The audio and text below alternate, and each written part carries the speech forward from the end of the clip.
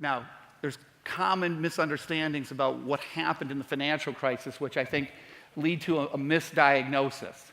Loan losses didn't bankrupt our banking system. Withdrawals did.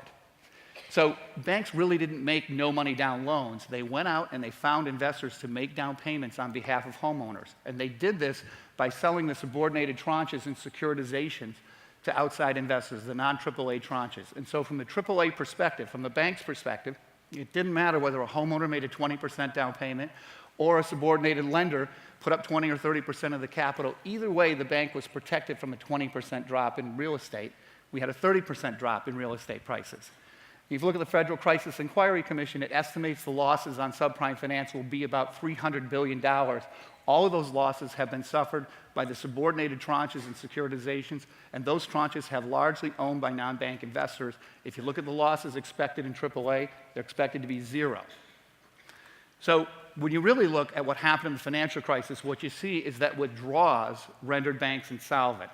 Institutional investors withdrew about $1.5 trillion from the banking system, despite $15 trillion of government guarantees. Had the guarantees been less, the withdrawals would have been much, much larger. And assets, as banks are selling assets to fund withdrawals, assets sink to fire sale prices, and the banks aren't able to fund withdrawals at fire sale prices. And so they're rendered insolvent as a result. Now, this phenomenon is well understood by economists and policymakers, even if it isn't well understood by the public.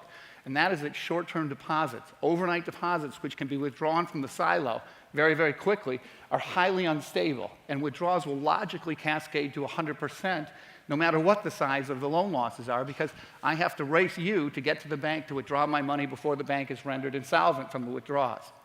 The mistake that was made is that we believed that implicit government guarantees would hold the deposits in place.